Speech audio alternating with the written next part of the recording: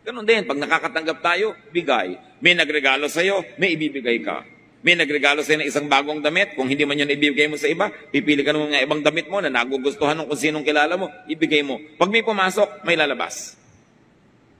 Para fresh ng fresh ang flow, ang cycle of blessings, the circle of life. Another learning from the lady, make and keep a happy family. Yan ang tunay na kayamanan. Sa mga dahilan nga ipaliwanag na natin.